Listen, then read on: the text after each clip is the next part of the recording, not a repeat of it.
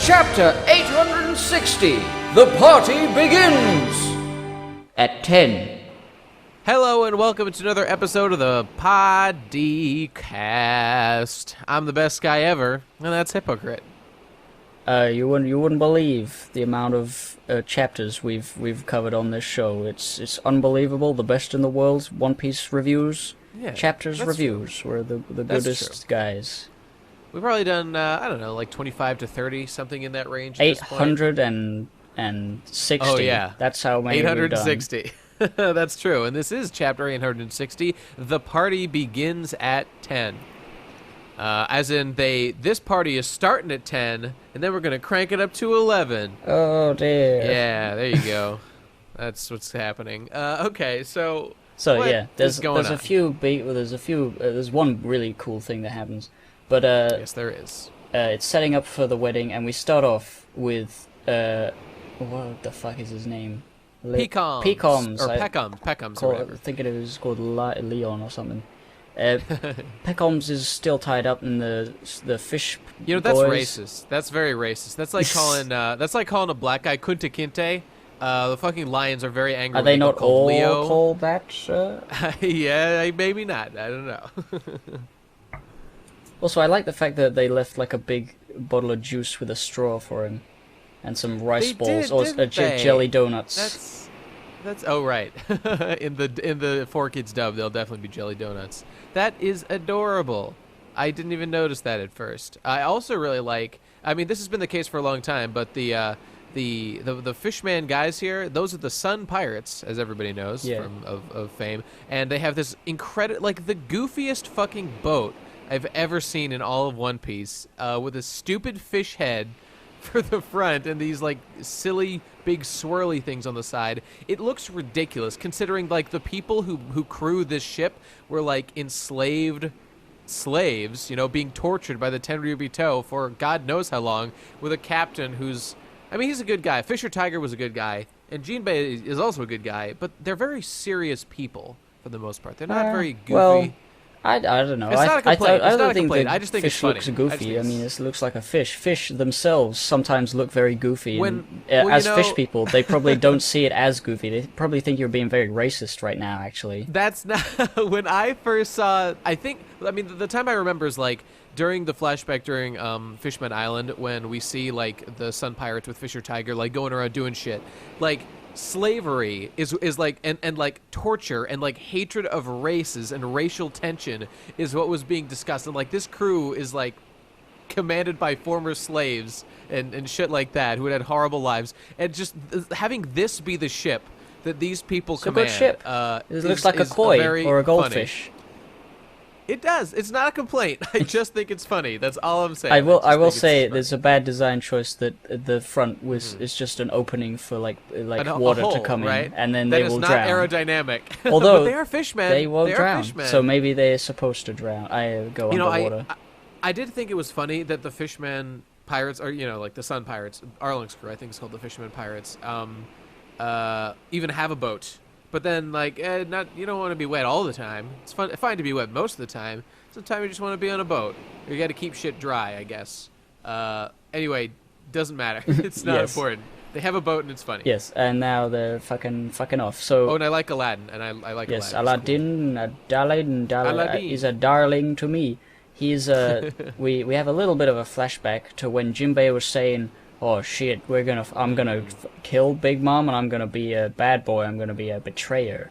I'm gonna mutiny, and it's gonna be like cool and stuff."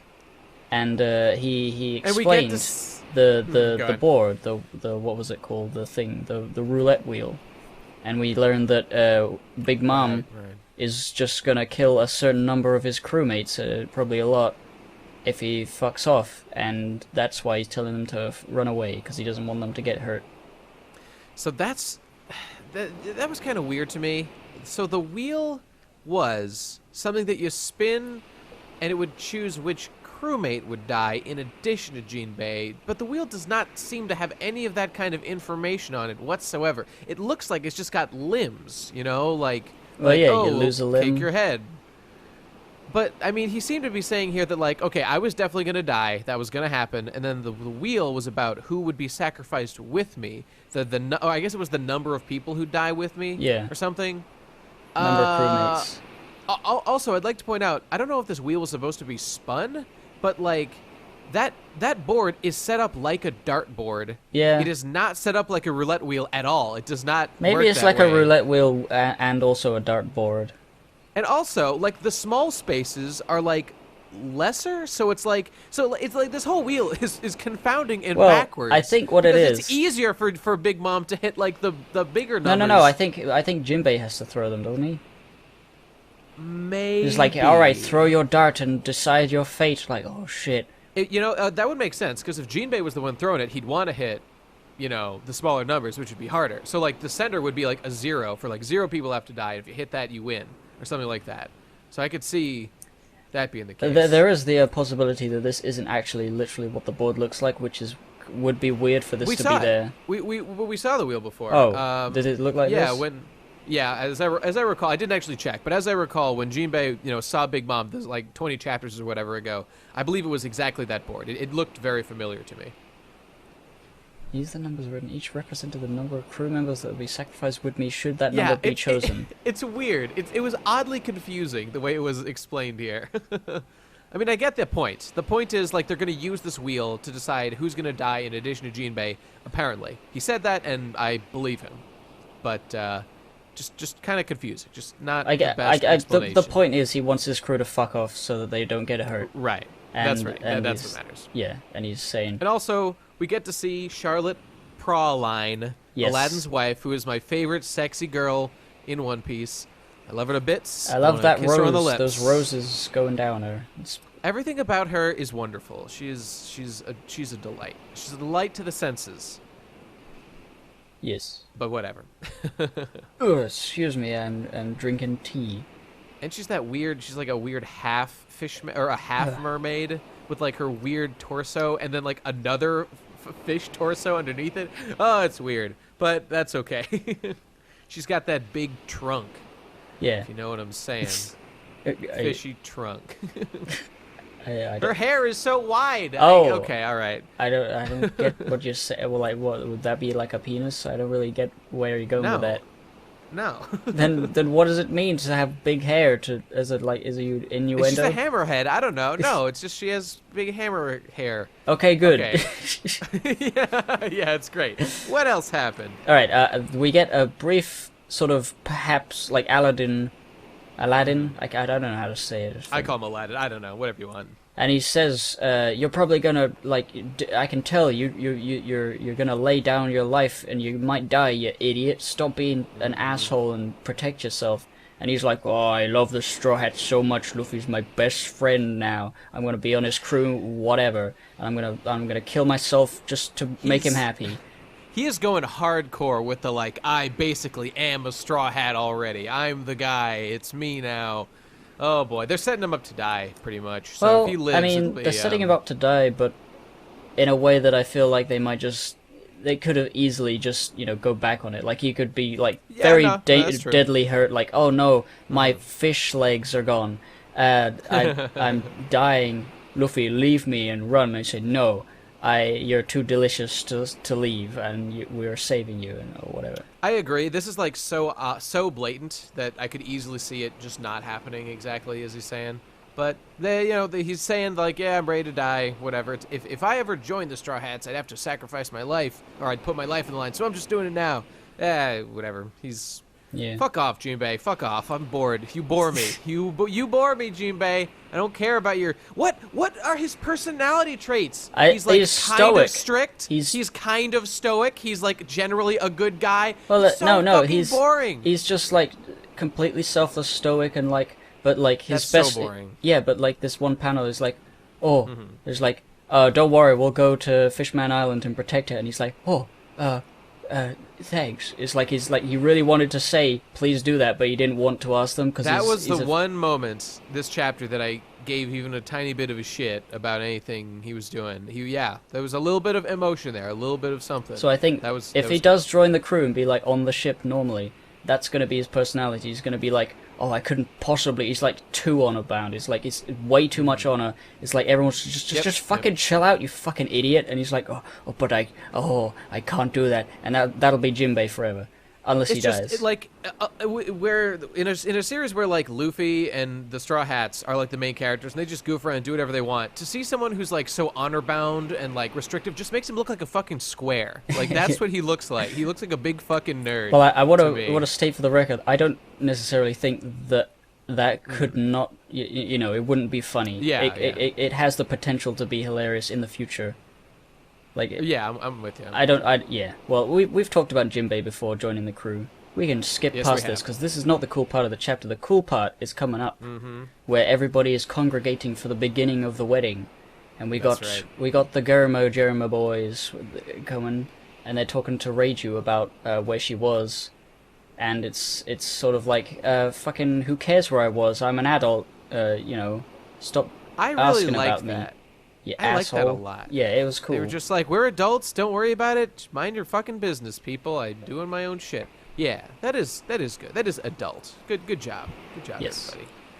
And then, but Reiju obviously knows Sanji is there, and she's hey, you like, know what? Sorry, one thing that little line reminded me of about the like mind your business. I got a Godfather kind of vibe from that because there's a big thing in the Godfather where they're like in the Godfather, one like thread throughout the first movie is that Michael's sister, I forget her fucking Connie, is getting like beat up by her husband and generally being abused like in various ways, like verbally. And he'll just tell her to shut up, and like her brother would get mad and be like, "Hey, don't you ever fucking tell her to shut up." And then his mother, like the mother of the family, was like, "Don't interfere. It's their marriage. You can't interfere." And I don't know. I know it's a small thing, but it just kind of reminded me of that mafioso. Like, they you are can't very interfere with business that ain't yours. Yeah. It is a very mafia sort of centric arc we're in at the moment. It sure is, and I love it.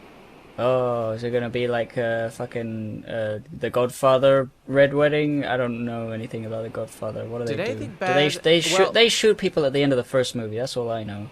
The wedding was pretty bloodless at the beginning of Godfather 1. I mean, they made plans to kill people, which kind of was juxtaposed with a happy celebration, but during the baptism of Michael's son, Anthony, in Godfather 1 at the end, that was a bloodbath, so I could see a comparison to that. Yeah. There's probably something in the other ones, but fuck, I don't know Godfather stuff, so I'm gonna leave that on the table for later. Okay.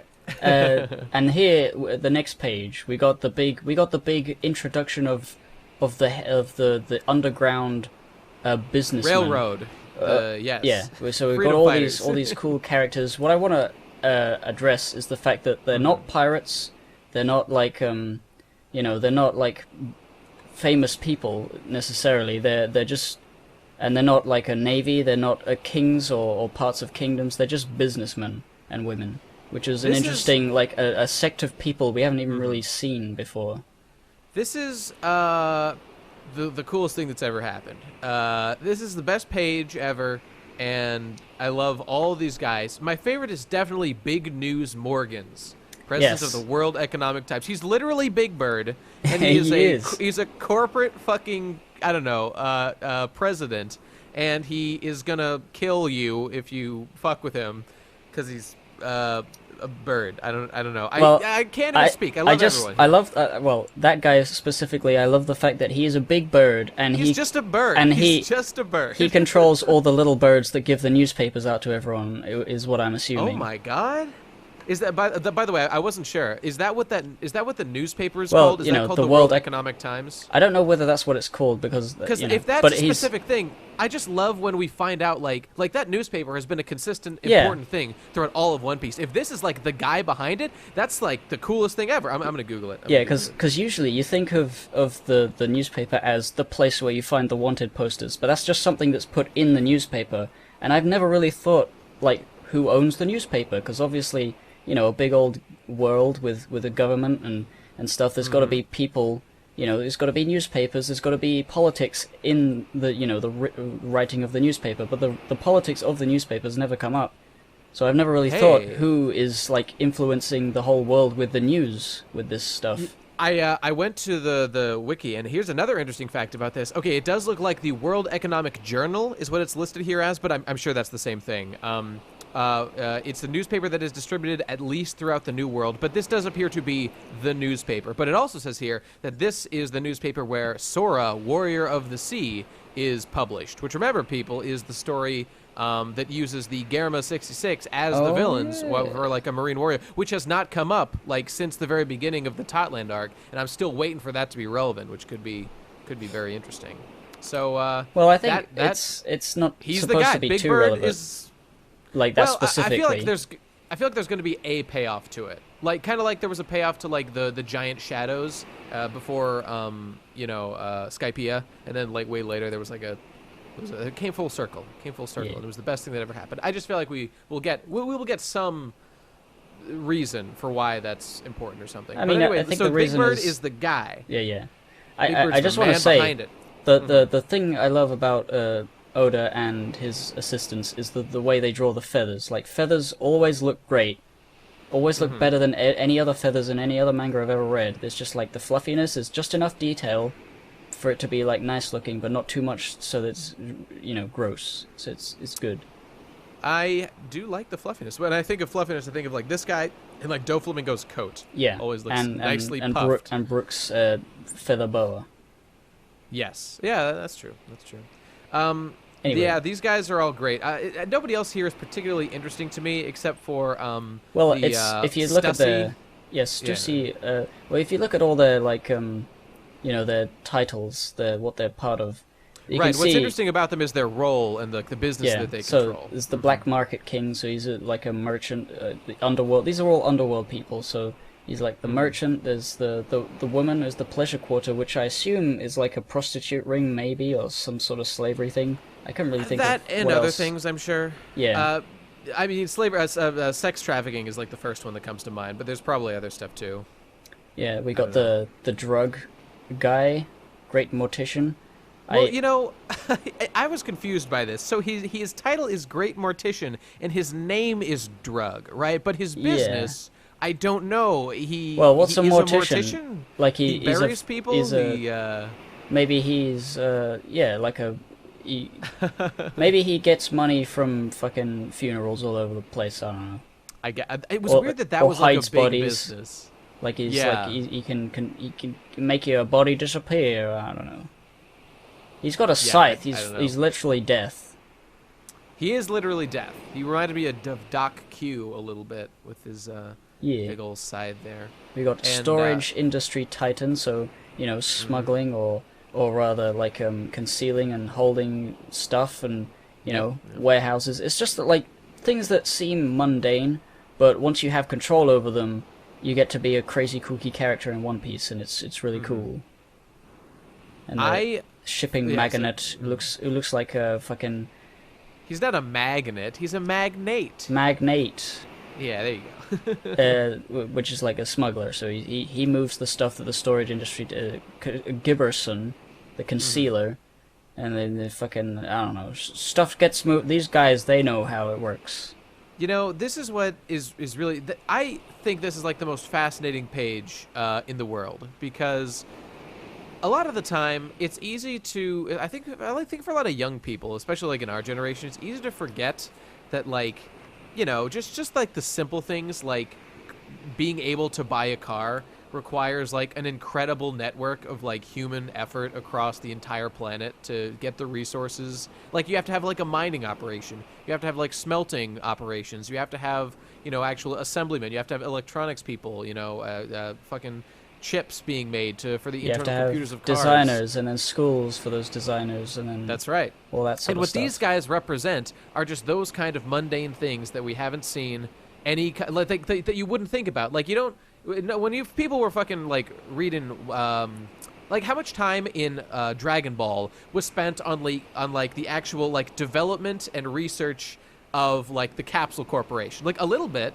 because Bulma's dad owns the place, but like, no focus was ever put. Yeah, it was just like, we have these magic texts that let us do X, Y, Z. But these guys here are fascinating to me. It kind of reminds me of, like, in Ayn Rand books, a lot of it focuses on like business moguls and their desire to, like, a lot of those guys are kind of propped up by being like truly dedicated to the craft that they're focusing themselves on. Like in Atlas Shrugged, Darby, or whatever the main girl's name is really into her railroads. Railroads are her thing. And there's another guy, Hank Reardon, and his Reardon metal. Like he's like a metallurgy guy, and they kind of support like the whole country. I mean, you know, I don't need to get too deep into it, but these guys, seeing these like kind of guys doing mundane things, being brought here as special guests by Big Mom because they are obviously incredibly important to the world economy, and that's kind of what One Piece has become now, like a political intrigue story with these kooky characters, and it's just the coolest thing ever. I feel like One Piece is evolving with me,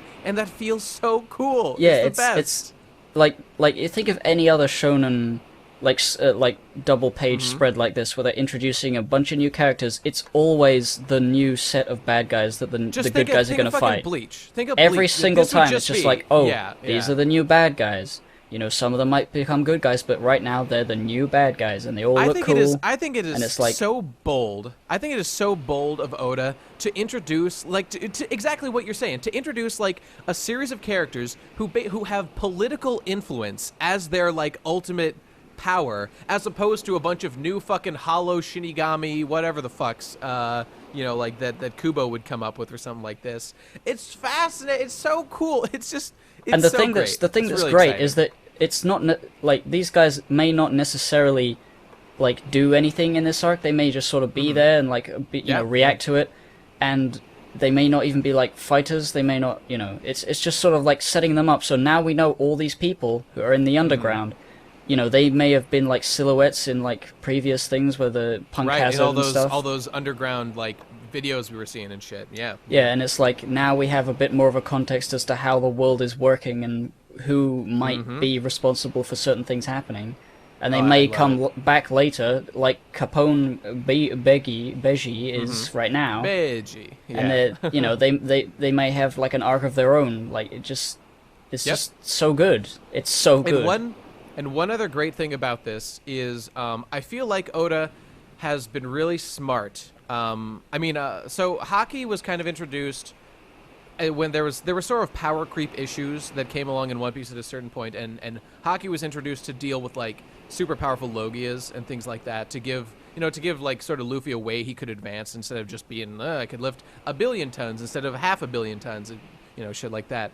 But in like creating a more complex world by adding like this kind of political intrigue, to me, is a very smart way to deal with the issue of power creep, because there's only so tough Luffy can get, or like that Luffy's opponents can get, up to the point where they would just be blowing up the fucking world, like in Dragon Ball Z or in like Toriko or something like that. Like there's only so much wiggle room there. But to introduce like things like this, or like Big Mom's political influence over Totland and shit like that, like it's so much more believable that Luffy would have to struggle to deal with things, like, 'cause he's got like a crew of like 10 fucking people or 9 people or whatever. It's so much more believable that Luffy would have a really tough time dealing with like vast networks of pirates, like, who are interconnected, and not even, you know, and businessmen too. And like that would be a way more formidable challenge for someone like Luffy, who's trying to, you know, become fucking king of the pirates. And it's interesting because awesome. Like you think of like being the king of the pirates, like winning.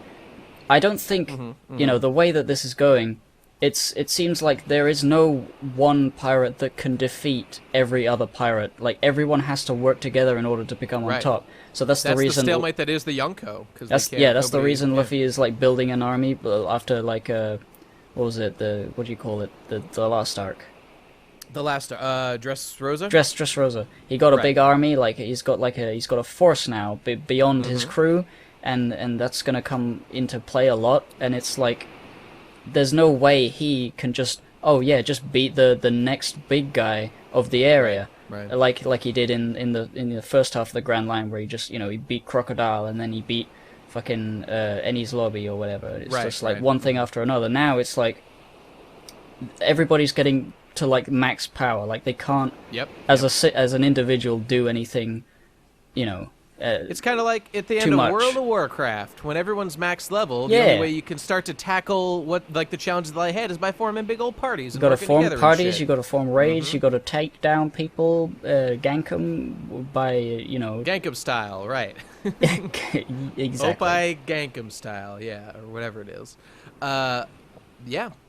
It's something. it's the And the one interesting thing about that is that I mean we all know that Luffy basically is able to get around these like he's going to win kind of through the power of friendship, just in the sense that like he's been able to form alliances with the right people, and that's what's gonna I think get is what's gonna work out for him, as opposed to like people like Law or these guys who would form like like strategic cynical alliances Yeah. and things like that. So I think like One Piece and like don't forget Luffy's whole goal of being Pirate King is because he views like the Pirate King as like the one who's the most free in like the whole world, the one who can do whatever he wants and have adventures and all that shit. So like obviously Luffy isn't interested in like dominance or forming strategic alliances to like do fancy things. Like he's in it for the adventure and to like just have a good time at the end of the day.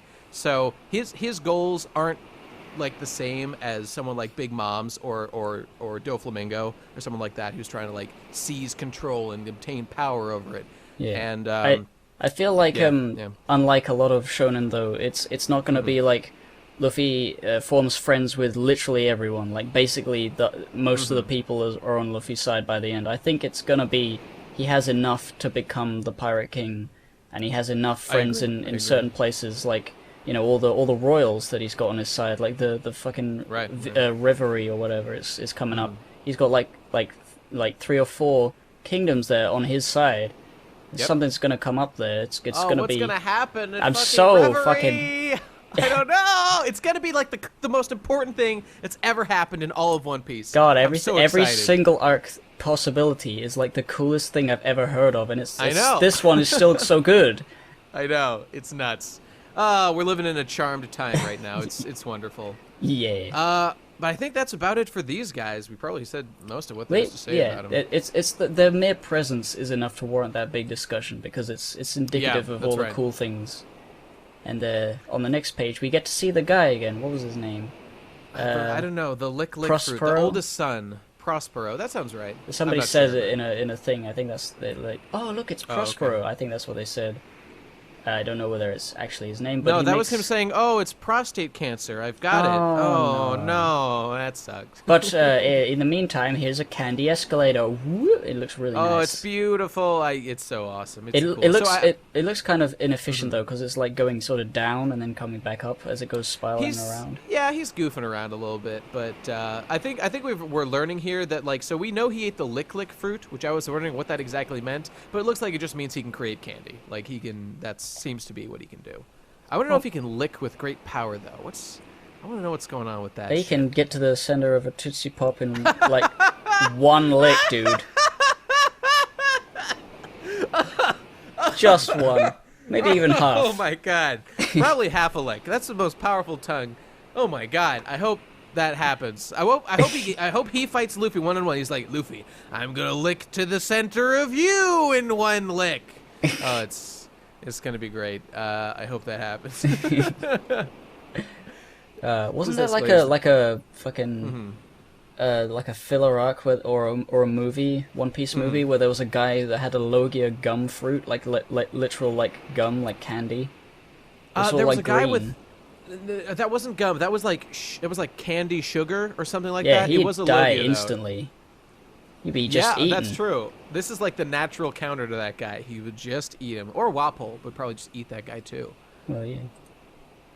Oh, by the way, I like in general the aside from what happens on the next page, there's this idea that all these Big Mom pirates and their special candy abilities are just, instead of being used for combat, they're being used to impress guests and show off, like, Smoothie is making like a smoothie out of a giraffe later on. She's just like squeezing the giraffe, and it's like, oh, weird, what a, it's like a sort of like, yes, have this like rich person like very exquisite wine, like, oh yes, and it's like a bunch of posh people in a room. It's sort of like, yeah, this is, if in a world like One Piece, I imagine rich people would like this.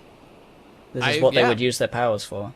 I totally agree. It's great. We're seeing a whole nother side to the world of One Piece, like the high-class world, and it's fascinating to me.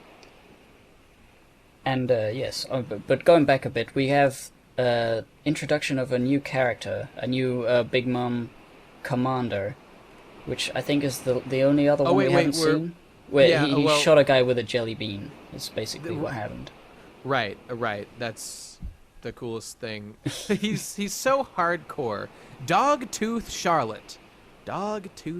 He has, I think it's the highest bounty we've ever seen. 1,057,000,000 belly bounty. Belly? I think it's the highest, because Jack was only exactly 1 billion. And this guy's higher than that. God damn. Oh, for a second I thought it had like 1,057,000,000. So just 57? Yeah. Just a little bit more than Jack. But yeah. That's a big bounty. I wonder how big the bounties go if he's that big. Like, what did Roger have? Like, 3 billion? Is it gonna go there? Yeah, who knows, man. I mean, I don't care about bounty discussions. I do not find them very interesting. I guess, but it's just it is cool. Like, when you see someone with a big bounty, it's interesting to know why it was that high or whatever. It is, and it's something that I've been wondering, because I can't remember whether any of the Yonko have been like had their bounty revealed. No, certainly not. Okay, I remember that. All right, so because like the higher Shichibukai never really got that close to 1 billion. Some of them did. The highest back in the day was like 300 million on, like when we first, Don Quixote held the rank of like highest bounty for a very long time with like 347 or something like that, and that was like the highest we saw for so up to like time skip. The bounties themselves seem to have. It's like there's been a bit of creep. There's been a bit of creep, but it's who cares? Like Ace, even before the time skip, had like a 500 million belly bounty, and that's a lot. That's a lot of shit. That is. But yes, this guy, he's trained his observation haki apparently to a point where he can see just a bit into the future, which is definitely going to fuck over something. Because I mean, if he can see into the future, he can see and fling a jelly bean with such speed to kill a guy with his thumb. If he could see into the future, flinging jelly beans would be a breeze. So he joined the Big Mom Pirates, but it's not that easy, right? That's so Raven, right? I don't know what you're talking about. Oh, you've been deprived in your life. Okay, yeah, he. I know Teen Titans Raven. That's so Raven. Oh, that's a vastly inferior Raven. You want the Raven Simone. But this guy is a badass. He looks spooky. He is the second son of the Big Mom Pirates. He terrifies me down to my core. And his whole see into the future thing, that's definitely going to be relevant. And they're planning to assassinate the fucking Big Mom here. That guy's going to be an obstacle. It's going to be an issue. Yeah, it's how the hell, even with their bazooka. How is that bazooka not going to be intercepted by somebody with super fast reflexes? Like, there's so many people here with such high power level. It's just, how? How is this gonna work? I don't see it. I mean, Capone's plan is to, distract Big Mom by breaking that picture so it lowers her defenses, which gives them, a few-second window. But they said, a 10-second window, but this guy looks like he can act within 10 seconds. He flings those jelly beans with great speed and dexterity, so I don't know, man. I don't know. Maybe they can just occupy him or something for a little bit, and it'll be okay. I don't know. We'll have to see. Yeah. So Dogtooth's scary, but so on the next page, like you were referencing, we're actually in the party now, and we're seeing these kind of high-class, disturbing things. And yeah, I really wanted to point out what you already mentioned, Commander Smoothie or whatever, squeezing. Okay, so like you were saying, it's not so. Okay, we got a rock being squeezed for lava, which is cool, and they're making drinks out of it. Totally fine. That's very creative, and I like it a lot.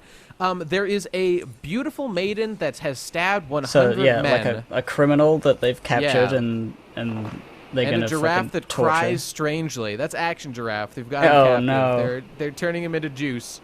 That's rude. And they want that giraffe. It's a tasty boy. They want that AIDS. Apparently, yeah, they want that AIDS juice. Apparently, he's delicious.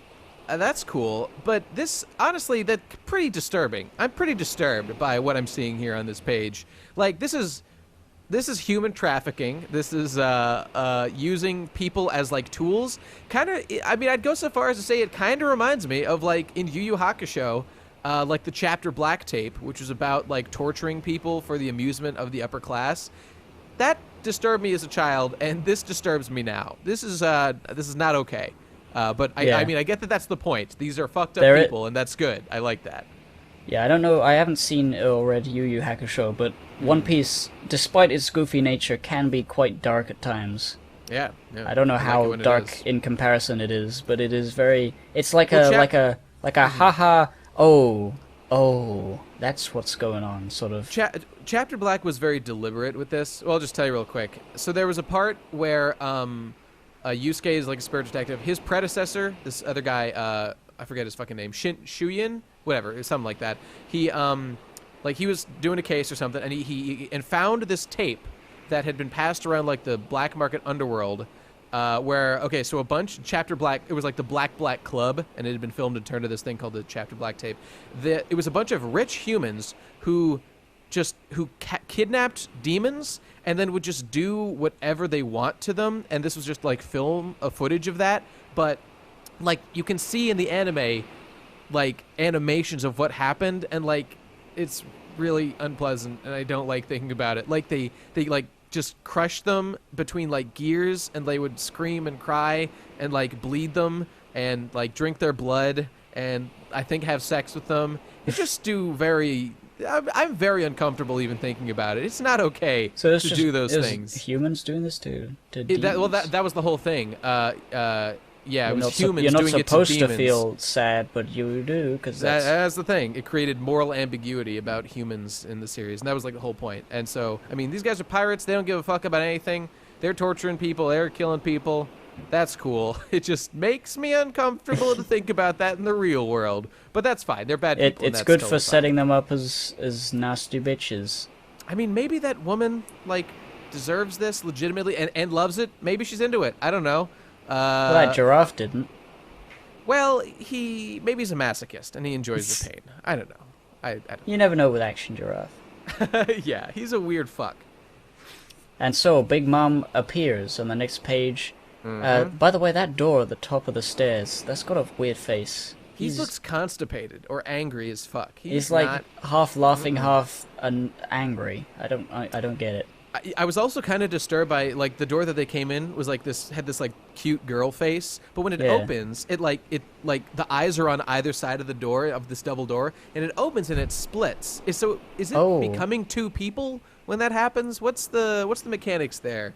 Yeah, I don't know. I guess maybe it is one person, like the door frame connects them somehow. Yeah, I don't know. By the way, I was just curious. I've been trying to figure out, on the bottom of this big page, you see that dude with like the ponytail who's like had his back facing us and like he's got like a cape on right in the center middle. Yeah. Do you know who that is? I thought it was Smoothie at first, but it's not. And I do not know who that is, but he looks important. Yeah. Anything? Well, I mean, I'm trying to think. He looks like he's got an elf ears, kind of. He does have elf ears, that's right. And he's got really long legs. Maybe he's a long leg tribe guy. Looks like it. I don't know. He looks totally unfamiliar to me. Yeah, but I don't he think looks we've special. seen him. Okay, maybe we'll see one of these chapters in the future. And that's it, I think. That's the end of the fucking chapter. And then we've got a little Sanji in the bottom. I can't see him in the big picture. Is he there? No, I was looking too, and I don't know where he's at. Maybe I guess you can't see. Maybe he's behind that door, and maybe he's behind that door, like punching it, kicking it, and that's why it's going like, oh, ow, he's being mean to me. I'm a door.